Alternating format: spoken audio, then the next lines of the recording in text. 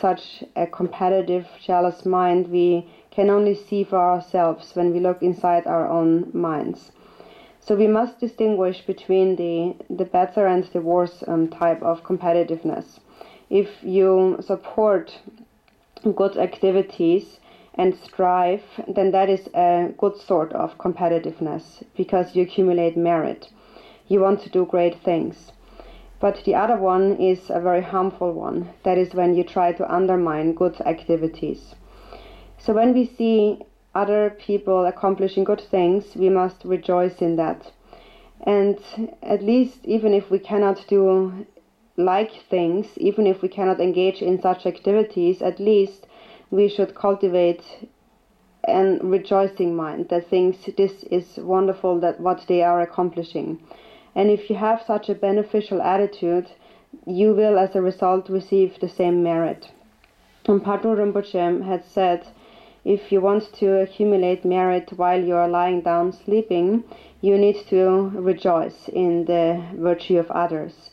So if you don't want to do anything, and if you just want to lie and relax, you must rejoice in the merit of others.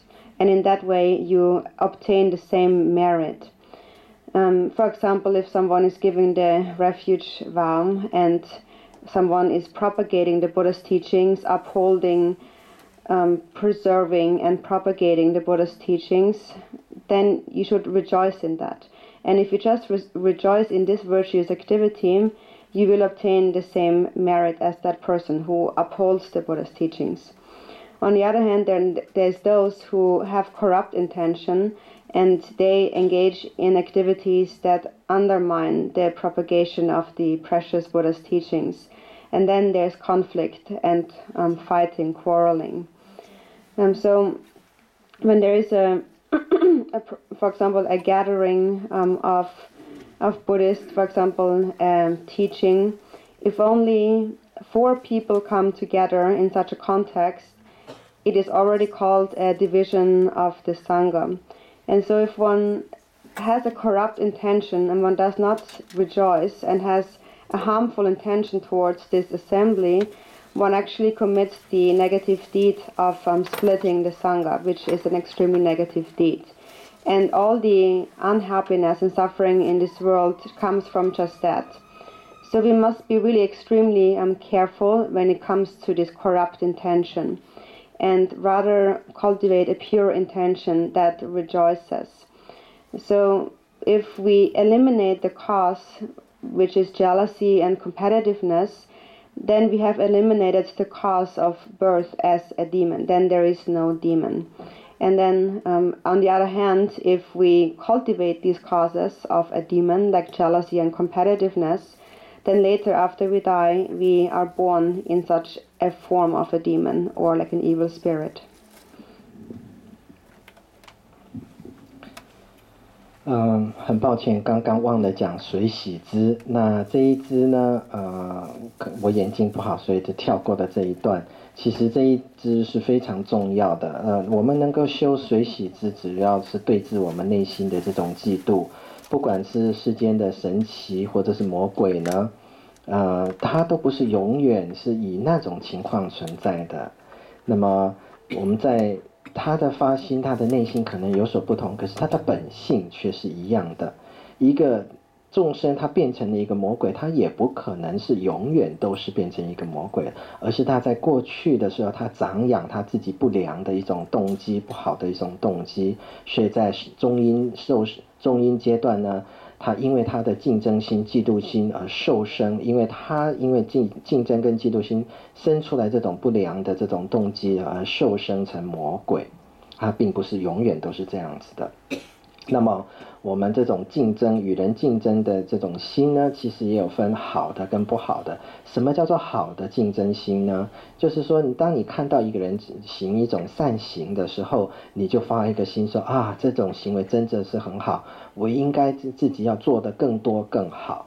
那这种其实是一种好的这种竞争心，这是能够长养功德的，累积功德的。那什么叫做不好的这种竞争之心呢？就是说人家做好事，你心里不愉快、不高兴，然后不让别人来做好事，这种就是一种不好的这种竞争的心，因为呢这样子做能够让人家毁失他的一种爱心。那么在那个时候，当一个人发起这种不良不善的这种动机这种念头的时候，他在那一个刹那他的心就如同魔鬼一般。如果说能够了解这个意思的话，我们就能够转化这种情况。我们知道这种嫉妒心是会导致一个人往这种这个方向来走的。那要怎么样长养我们比较好的这种念头跟这种心念呢？只能往自己的往内来关照。如果说我们能够继续长养一种善行的话，这是一种好的竞争。否则的话，看到人家做好事，自己内心不高兴啊，想要去破坏，要去阻止，这是一种不好的一种竞争的心。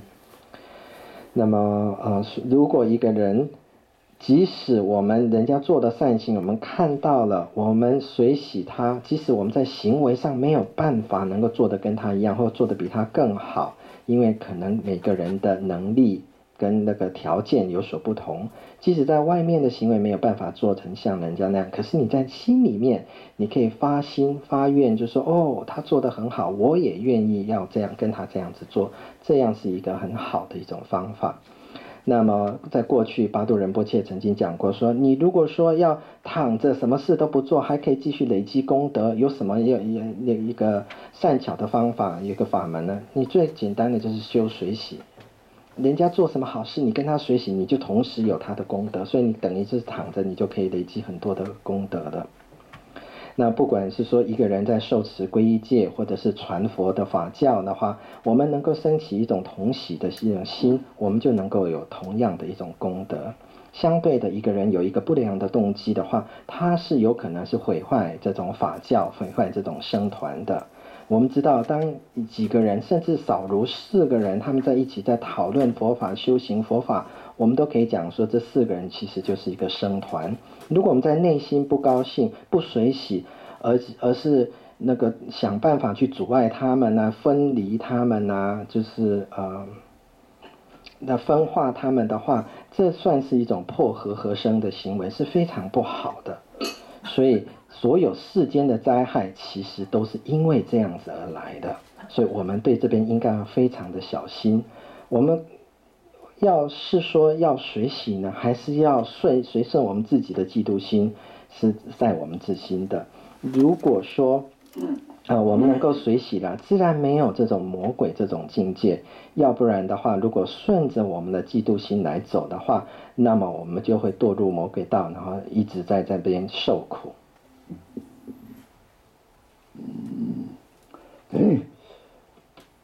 이와당호아리나그소나접사가 다시 산출 이절 몸을 줘. 리버 파트 다 저체. 나그 소남 떼사 봐서. 소남 집어들라. 또다 산출 좀 도끼 하나 쏘고 요래. 파르드서 봐도 제바야. 되면 타나 데뷔진에도 집어 세 감격 담자로 그랬다. 삼비송. 자다 지위라서 봐라. 너 도포직 저마다 때 탈제 sem로 종이들이 동거 되게 다 총총씩 말이 데르들 줄 산촉 셈지에는 되게 좋아하길래 되다고 그래서 사와도 그요래 데다 되게 다 찍도 뒤네 탐지 자촉 이줄 줄에 오 셈지 탐지에 사제 덮을 체제 삼나 배는 말은 저렇게 오만을 배매 홍된 남공 이 공이 이 세마다 오만을 배매 홍 셈지한테 무슨 고서나 셈지 장매봐 장가라게들이 말세 덕구요래 말 디소남도 다 쳐지네 다랑 셈지 나지 예미에 통다고 뭐니 셈지 주발이 배는 나가 뭐라 나가 라고들 셈지 라고들 수 약과 쳐버 줘 되면은 근데 이제 셈지 와 차야 돼 통다고 뭐니 거다고 뭐니 이요래 당소 나지 이거는 통다고는 나지 예미 예배나들이 뭐람다 그랬더니 이는 뭐라도 라나 피부죠. 통다고 따와도 하고 요리. 좀 데리에 엔들 내가 고독다 되기는 핀반 이중요리. 다톡 사직의 고마웠을 사직의 용 인탐시 털제다. 내가 든 사직 마토져 봤더니 토이 속에 피다오는 주 포선 조과 토바데 병이 이중주요래. 이게 다 강도는 나 삼선 그런 왕지수나 오 나나 사도 자고 삼선 되겠더니 메타티 비용 찍마도 터졌네. 제 마체더니 그다지 초라로 요래. 그래서 많은 모아지 가장 뒤치 버려야지.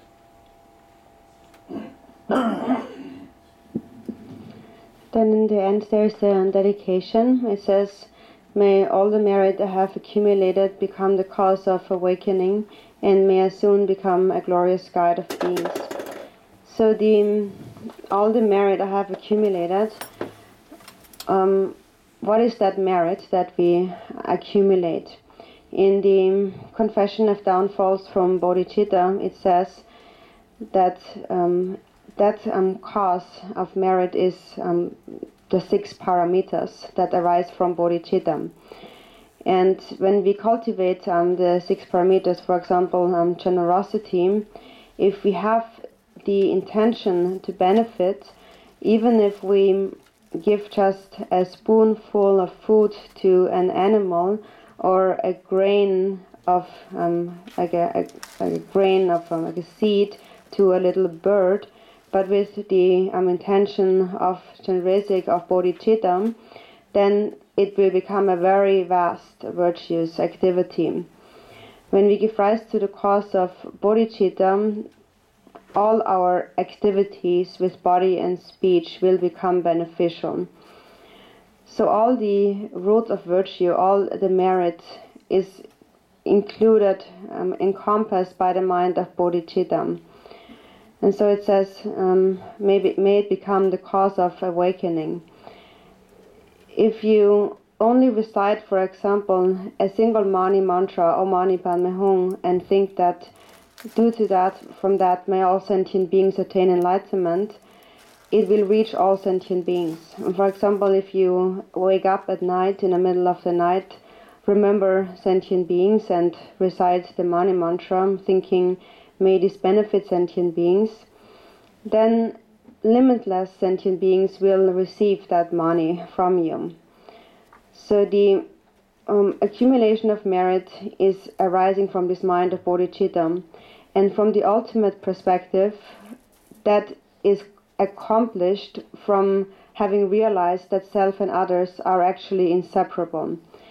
Our mind is a single continuum within which we are one.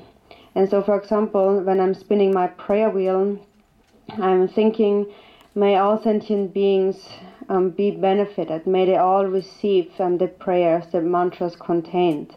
And they will actually receive it because our minds are actually one. Self and others are inseparable. Only from the conventional perspective, temporarily, there is a duality of self and others. But from the ultimate perspective, self and others are inseparable. And for this reason, whatever prayers we make for the sake of others, it will reach them and also benefit you at the same time. You will understand this when you realize the ultimate view. So from a temporary, conventional perspective, when we accumulate merit, there is always a twofold benefit.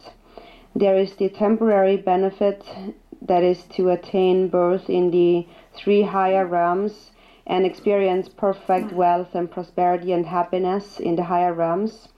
And then ultimately, the benefit is to attain all the qualities of a Buddha.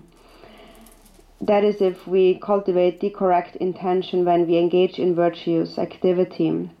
If we engage in virtuous activity, but only really think about ourselves, then the benefit will not be as great.